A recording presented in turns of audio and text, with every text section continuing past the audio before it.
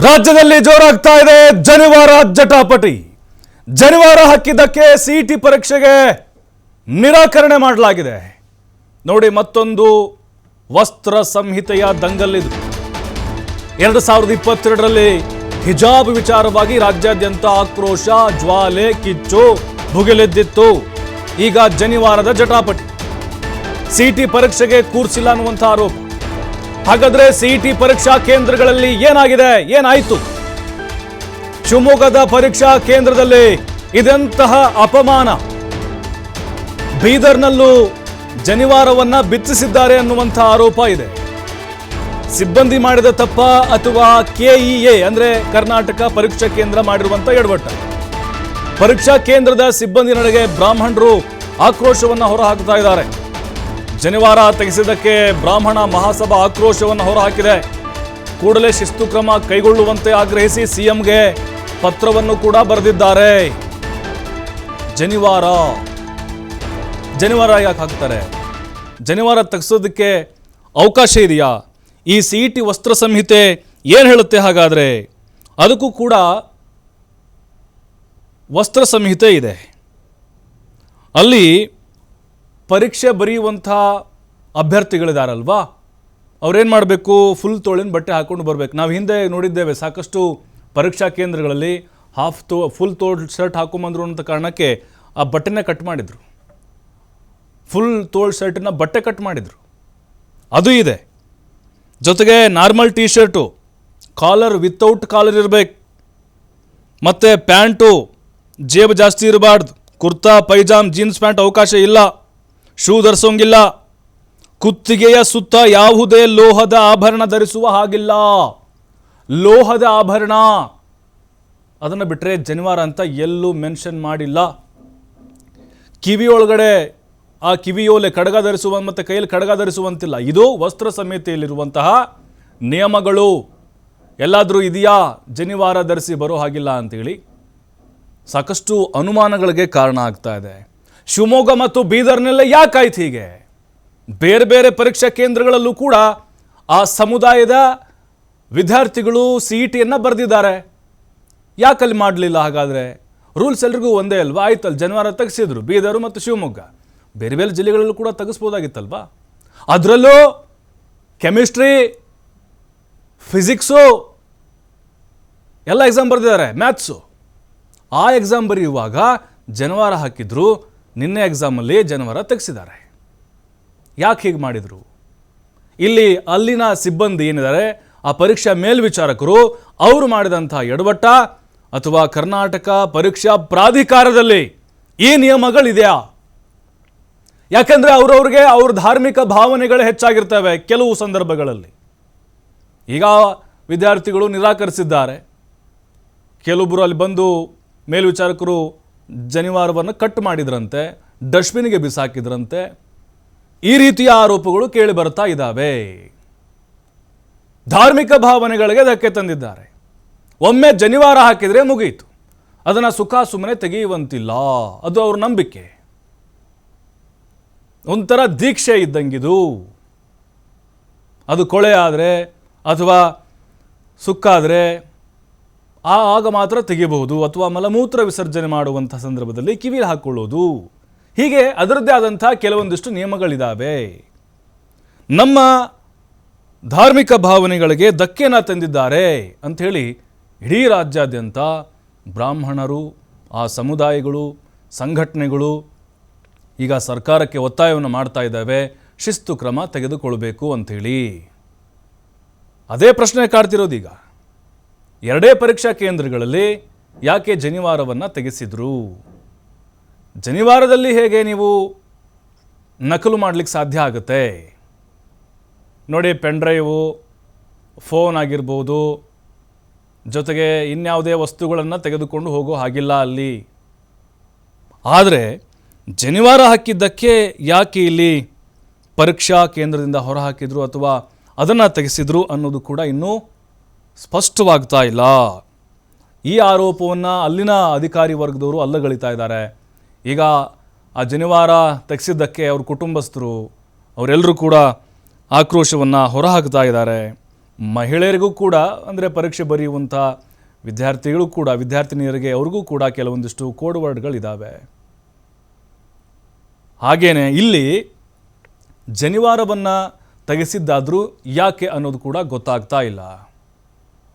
ಜನಿವಾರ ಧರಿಸಿದ್ದು ಸುಖಾಸುಮ್ಮನೆ ಧರಿಸಿದ್ದಲ್ಲ, ಅದು ವೇದ ಉಪನಿಷತ್ತುಗಳು.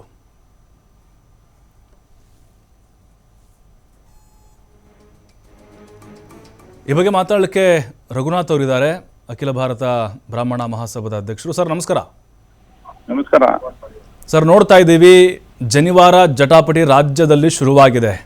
ಒಂದು ಪ್ರಶ್ನೆ ಸರ್, ಈಗ ಬೀದರ್ ಮತ್ತು ಶಿವಮೊಗ್ಗದಲ್ಲಿ ಮಾತ್ರ ಹೀಗಾಗಿದೆ, ಎಲ್ಲ ಕಡೆಗಳಲ್ಲೂ ಕೂಡ ನಿಮ್ಮ ಸಮುದಾಯದ ವಿದ್ಯಾರ್ಥಿಗಳು ಪರೀಕ್ಷೆಯನ್ನು ಬರೆದಿದ್ದಾರೆ. ಯಾಕಿರಬಹುದು? ಆ ಸಮುದಾಯವನ್ನು ಇಲ್ಲಿ ಟಾರ್ಗೆಟ್ ಮಾಡಲಾಗಿದೆಯಾ ಅಥವಾ ಇದರ ಹಿಂದೆ ಏನಾದರೂ ಬೇರೆ ದುರುದ್ದೇಶ ಇರಬಹುದಾ? ನಿಮಗೇನು ಅನಿಸುತ್ತೆ? ಫಸ್ಟ್ ಆಫ್ ಆಲ್ ಇದಕ್ಕೆ ಹೇಳಬೇಕು ಅಂತಂದ್ರೆ ಇದು ನಡೆದಿರೋ ಘಟನೆ ತುಂಬಾ ಒಂದು ರೀತಿಯಲ್ಲಿ ಖಂಡಿಸಬೇಕಾದಂಥದ್ದು.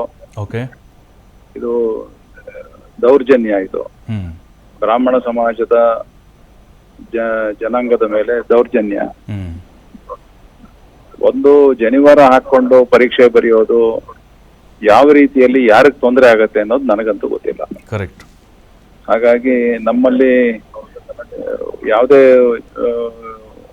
ಹುಡುಗರು ಯಜ್ಞೋಪವೀತ ಅದನ್ನ ಧರಿಸಿದ್ದಾರೆ ಅಂತಂದ್ರೆ ಅದು ನಮ್ಮ ಬ್ರಾಹ್ಮಣ ಸಮುದಾಯದ ಒಂದು ಧರ್ಮದ ವಿಚಾರ. ಅದು ಅದಕ್ಕೆ ಅನೇಕ ಪೂಜಾ ಪದ್ಧತಿಗಳು ಎಲ್ಲ ನಡೆಸಿ ಅದನ್ನ ಅವರು ಯಜ್ಞೋಪವೀತ ಧರಿಸಿರ್ತಾರೆ. ಅದನ್ನ ಗಾಯತ್ರಿ ಮಂತ್ರ ಜಪ ಮಾಡ್ಲಿಕ್ಕೆ ಆ ರೀತಿಯಲ್ಲಿ ಅದಕ್ಕೆ ಅದರದೇ ಒಂದು ಮಹತ್ವ ಇದ್ದು ಅದನ್ನ ಹಾಕೊಂಡಿರ್ತಾರೆ. ಅದನ್ನ ತೆಗೆಸ್ಬೇಕು ಅಂತ ಹೇಳಿದ್ರೆ ಇದು ವ್ಯವಸ್ಥಿತವಾಗಿ ಬ್ರಾಹ್ಮಣ ಸಮಾಜದ ಮೇಲೆ ಒಂದು ದೌರ್ಜನ್ಯ ನಡೀತಾ ಇದೆ ಅಂತಾನೆ ಅರ್ಥ ಬರುತ್ತೆ. ಯಾಕೆಂದ್ರೆ ಬೇರೆ ಜನಾಂಗದವರು ಬೇರೆ ಬೇರೆ ವಸ್ತ್ರ ಇದು ಎಲ್ಲ ಸಂಹಿತೆ ಇದ್ರೂ ಕೂಡ ಅದನ್ನೆಲ್ಲ ವಸ್ತ್ರಗಳನ್ನ ಹಾಕೊಂಡೇ ಬಂದು ಕುತ್ಕೊಂಡು ಬರೀತಾರಲ್ಲ. ಅವ್ರಿಗೆ ಇಲ್ಲದ್ದು ನಮ್ಮ ಬ್ರಾಹ್ಮಣ ಸಮಾಜದವ್ರ ಮೇಲೆ ಯಾಕೆ? ಸೊ ಇದು it is nothing but atrocity. ಅಲ್ಲ, ನಿಮಗೆ ಇದು ಅಲ್ಲಿನ ಆ ಸಿಬ್ಬಂದಿ ಮಾಡಿರುವಂತ ಎಡವಟ್ಟು ಅನ್ಸುತ್ತಾ ಅಥವಾ ಕೆಇ ಕರ್ನಾಟಕ ಪರೀಕ್ಷಾ ಪ್ರಾಧಿಕಾರದವರೇ ಮಾಡಿದ್ದು ಅನ್ಸುತ್ತಾ? ಹೇಗೆ ಯಾರು ಮಾಡಿದ್ರು ಇದು ಅಪರಾಧವೇ. ಯಾರು ಮಾಡಿದ್ರು ಇದು ಅಪರಾಧ. ಅದು ಸಿಇಟಿ ಅವರೇ ಮಾಡ್ತಾರೋ ಅಥವಾ ಬೇರೆ ಯಾವ್ದೋ ಪ್ರಾಧಿಕಾರದವ್ರು ಮಾಡ್ತಾರೋ ಅಥವಾ ಇನ್ಯಾರು ಮಾಡ್ತಾರೋ, ಇದು ಒಂಥರ ಅಕ್ಷಮ್ಯ ಅಪರಾಧ ಇದು. ಮತ್ತೆ ಇನ್ಯಾರೋ ಹೇಳಿದ್ರಂತೆ ಜನವಾರದಿಂದ ಹುಡುಗರು ಇದು ಸೂಯಿಸೈಡ್ ಮಾಡ್ಕೊಳ್ತಾರೆ, ಈ ತರ ಎಲ್ಲ ಹಾಸ್ಯ ಮಾಡ್ತಾರಂತೆ. ಇದು ಅಪಹಾಸ್ಯ ಮಾಡ್ಲಿಕ್ಕೂ ಒಂದು ಲಿಮಿಟ್ ಇರುತ್ತೆ. ಹಾಗಾಗಿ ಹುಡುಗರು ಪರೀಕ್ಷೆ ಬರೀಲಿಕ್ಕೆ ಬರೋರು ಬರೆಯಕ್ ಬರ್ತಾರಲ್ಲ, ಅವರು ಪ್ರಿಪೇರ್ ಆಗಿ ಬರ್ತಾರೆ. ಅವ್ರ ತಂದೆ ತಾಯಿಗಳು ಕಷ್ಟಪಟ್ಟು ಓದಿಸಿರ್ತಾರೆ, ಎಕ್ಸಾಮ್ ನಲ್ಲಿ ಪ್ರಿಪೇರ್ ಆಗಿ ಒಂದು ಬೇರೆ ಕಾನ್ಸಂಟ್ರೇಷನ್ ಅಲ್ಲಿ ಬರ್ತಾರೆ ಬರಿಬೇಕು ಅಂತ. ಅವ್ರಿಗೆ ನೀವು ಈ ರೀತಿ ಎಲ್ಲ ಮಾನಸಿಕವಾಗಿ ಕಿರುಕುಳ ಕೊಟ್ರೆ, ಅವ್ರ ಮೂಡು ಡಿಸ್ಟರ್ಬ್ ಆದ್ರೆ ಅವ್ರು ಏನ್ ಪರೀಕ್ಷೆ ಬರೀತಾರ? ಅವ್ರಿಗಿರೋದೇ ಒಂದು 3 hours ಟೈಮು. ಫುಲ್ 12 months ಓದಿದ್ದೆಲ್ಲವನ್ನು ಕೂಡ 3 ಗಂಟೆನಲ್ಲಿ ಅವ್ರು ಬರಿಬೇಕು. ಅಂತದ್ರಲ್ಲಿ ಈ ವಿಚಾರಗಳನ್ನೆಲ್ಲ ತಗೊಂಡ್ಬಂದು ಅಂದ್ರೆ ಅವ್ರಿಗೆಲ್ಲ ಡಿಸ್ಟರ್ಬ್ ಮಾಡಿ ಹಾಳು ಮಾಡೋದು ಕಂಪ್ಲೀಟ್ಲಿ ಇಟ್ ಇಸ್ ಅನ್ಅಕ್ಸೆಪ್ಟಬಲ್. ಇದು ಟೋಟಲ್ ಆಗಿ ಖಂಡಿಸಬೇಕಾದಂತ ವಿಚಾರ. ಯಾರ್ಯಾರೆಲ್ಲ ಅಧಿಕಾರಿಗಳಿದ್ದಾರೆ ಅವ್ರನ್ನ ಇಮ್ಮಿಡಿಯೇಟ್ ಆಗಿ ಅವ್ರನ್ನ ಸಸ್ಪೆಂಡ್ ಮಾಡಬೇಕು, ಮತ್ತೆ ಅವ್ರಿಗೆ ಅವ್ರ ಮೇಲೆ ಕಾನೂನು ಕ್ರಮ ಶಿಸ್ತು ಕ್ರಮ ಜರುಗಿಸ್ಬೇಕು. ಸರ್, ಇನ್ನೊಂದು ಕಡೆ ಇನ್ನು ಕೆಲವು ಪ್ರಶ್ನೆಗಳು ಬರ್ತಾ ಇದೆ. ಸಹಜವಾಗಿ ಸೋಷಿಯಲ್ ಮೀಡಿಯಾಗಳಲ್ಲಿ ಪ್ರಶ್ನೆ ಕೇಳ್ತಿದ್ದಾರೆ. ನಮ್ಮ ಜೀವನಕ್ಕಿಂತ ನಮ್ಮ ಮುಂದಿನ ಭವಿಷ್ಯಕ್ಕಿಂತ ಆ ಕ್ಷಣದ ಧಾರ್ಮಿಕ ಭಾವನೆಗಳೇ ಹೆಚ್ಚಾಯ್ತಂತ ಕೆಲವೊಬ್ರು ಪ್ರಶ್ನೆ ಮಾಡ್ತಾರೆ. ಅಂಥವ್ರಿಗೆ ಉತ್ತರ ಏನು ನಿಮ್ದು? ಅದೇ ನಾನು ಹೇಳಿದ ಇವಾಗ ಇದು ಏನಂತ ಹೇಳಿದ್ರೆ ಈ ಪ್ರಶ್ನೆಗಳಿಗೆ ಉತ್ತರ ಕೊಡೋದು ತುಂಬಾ ಕಷ್ಟ ಇದೆ. ಆದ್ರೆ ಆ ಹುಡುಗರು ಪ್ರಿಪೇರ್ ಆಗಿ ಬಂದಿದಾರಲ್ಲ ಎಕ್ಸಾಮಿನೇಷನ್ಗೆ, ಅವ್ರ ಮೇಲೆ ಏನ್ ಪರಿಣಾಮ ಬೀಳ್ತದೆ ಈ ತರ ಎಲ್ಲ ನೀವು ಮಾಡಿದಾಗ ಅನ್ನೋದು ನಾನ್ ರಿಯಾಕ್ಷನ್ ಕೊಡೋದಲ್ಲ, ಮಾಡಿದವ್ರು ಯೋಚನೆ ಮಾಡ್ಬೇಕು. ಈ ತರ ಇದ್ ತೆಗೆದ್ಬಿಟ್ಟು ಬನ್ನಿ ಅದ್ ತೆಗೆದ್ಬಿಟ್ಟು ಬನ್ನಿ ಅಂತ ಹೇಳಿದ್ರೆ ಆ ಹುಡುಗರ ಮೇಲೆ ಏನ್ ರಿಯಾಕ್ಷನ್ ಆಗುತ್ತೆ, ಅವ್ರ ಮೈಂಡ್ ಮೇಲೆ ಏನ್ ವರ್ಕ್ ಆಗುತ್ತೆ ಅನ್ನೋದು ಅವ್ರಿಗೆ ಗೊತ್ತಿರ್ಬೇಕಲ್ಲ. ಇದು ನಾವು ಕೊಡೋ ರಿಯಾಕ್ಷನ್ ಇಟ್ ಈಸ್ ಡಿಫರೆಂಟ್. ಇದು ಏನಂತ ಹೇಳಿದ್ರೆ ಈ ನೇರವಾಗಿ ಡೈರೆಕ್ಟ್ ಆಗಿ ದಿಸ್ ಇಸ್ ಕಮಿಂಗ್ ಆನ್ ಬ್ರಾಹ್ಮಣ ಸಮಾಜದ ಮೇಲೆ. ಹೌದು ಹೌದು ಇದೇ ರೀತಿಯಲ್ಲಿ ಬೇರೆ ಯಾರ ಸಮಾಜದ ಮೇಲೆ ಆಗಿದ್ರೆ ಏನಾಗ್ತಾ ಇತ್ತು ಇಷ್ಟೊತ್ತಿಗೆ? ಕರೆಕ್ಟ್ ನೋಡಿದ್ವಿ ಸರ್. 2022ರಲ್ಲಿ ಅದು ಹಿಜಾಬ್ದು ದೊಡ್ಡ ಗದ್ದಲ ಆಗ್ಬಿಡುತ್ತೆ ಸರ್. ದೊಡ್ಡ ಗಲಾಟೆ ಆಗ್ತದೆ. ಬಿಕಾಸ್ ಬ್ರಾಹ್ಮಣ ಸಮಾಜದವರು ಇವತ್ತು ಅಲ್ಪಸಂಖ್ಯಾತರು. ಸೊ ಹಾಗಾಗಿ ಬ್ರಾಹ್ಮಣ ಸಮಾಜದವರು ಎಲ್ಲವನ್ನೂ ಸಹಿಸ್ಕೊಳ್ತಾರೆ. ಹಾಗಾಗಿ ದೌರ್ಜನ್ಯ ಮಾಡೋದು, it is nothing but a case of atrocity. ಇದು it is an atrocity case. ಇದು ಬ್ರಾಹ್ಮಣ ಸಮಾಜದವರಿಗೆ ಇವತ್ತು ಸಂವಿಧಾನದಲ್ಲಿ ಈಕ್ವಾಲಿಟಿ ಹೆಸರಿನಲ್ಲಿ ಯಾವ ಈಕ್ವಾಲಿಟಿನೂ ಇಲ್ಲ ಅಲ್ಲಿ. ಇದು ಮುಂದುವರೆದ ಇದು ಕಾರ್ಯಕ್ರಮಗಳು ಬ್ರಾಹ್ಮಣ ಸಮಾಜನ ಟಾರ್ಗೆಟ್ ಮಾಡಿ ಅಟ್ಯಾಕ್ ಮಾಡುವಂಥದ್ದು. ಅಲ್ಲ ಬಟ್ ಈಗ ಸರ್ ಅಲ್ಲೇ 2 ಪ್ರಕರಣ ಸರ್. ಈಗ ಶಿವಮೊಗ್ಗ ಬೀದರ್ದು ಅಲ್ಲ, ಬೇರೆ ಕಡೆ ಎಲ್ಲ ಕಡೆ ವಿದ್ಯಾರ್ಥಿಗಳು ಪರೀಕ್ಷೆ ಬರ್ದಿದ್ದಾರಲ್ಲ ಸಮುದಾಯದವರು, ಅಲ್ಲೇ ಟಾರ್ಗೆಟ್ ಆಗಿಲ್ಲ ಅನ್ನೋದು. ಇದು ಟಾರ್ಗೆಟ್ ಎಲ್ಲ ಕಡೆ ಆಗ್ಬೇಕಂತೇನಿಲ್ಲ, ಎಲ್ಲೋ ಒಂದ್ ಕಡೆ ಆದ್ರೂ ಟ್ರಿಗರ್ ಆಗತ್ತಲ್ಲ, ಡ್ಯಾಮೇಜ್ ಆಗುತ್ತೆ. ಓಕೆ, ಯಾವುದೇ ಒಂದು ಇನ್ಸಿಡೆಂಟ್ ಆದ್ರೆ ಒಂದ್ ಕಡೆನೆ ಆಗೋದು, ಊರ್ ತುಂಬಾ ಇನ್ಸಿಡೆಂಟ್ ಆಗೋದಿಲ್ಲ. Correct correct correct. ಬಟ್ ಇದು ಸಮುದಾಯ ಹರ್ಟ್ ಆಗುತ್ತೆ, ಹರ್ಟ್ ಫೀಲಿಂಗ್ ಬರುತ್ತೆ. ಇದು ಸೆಂಟಿಮೆಂಟ್ ವಿಚಾರ, ಇದೆಲ್ಲ ಸೆಂಟಿಮೆಂಟ್ಸ್ ನ ಹರ್ಟ್ ಮಾಡುವಂಥದ್ದು. ಯಾವುದೇ ಅಧಿಕಾರಿಗೆ ಏನೇ ಇದ್ರು ಕೂಡ ಅವ್ರು ಯೋಚನೆ ಮಾಡಬೇಕು. ಅಲ್ಲ ಸರ್, ಈಗ ಕೆಲವೊಂದು ನೀವು ಹೇಳ್ತಾ ಇದ್ರಿ, ಆಮೇಲೆ ನಾವು ಕೂಡ ಸ್ವಲ್ಪ ಚೆಕ್ ಮಾಡಿದ್ವಿ. ವಸ್ತ್ರ ಸಂಹಿತೆ ಅನ್ನೋದು ಈ ಪರೀಕ್ಷೆಗಳಲ್ಲಿ ಫುಲ್ ತೋಳು ಶರ್ಟ್ ಹಾಕೋಂಗಿಲ್ಲ, ಮತ್ತು ಅಲ್ಲಿ ಕಾಲರ್ ಹಾಕೋಂಗಿಲ್ಲ, ಕೆಲವೊಂದು ಇದ್ದಾವೆ ಸರ್.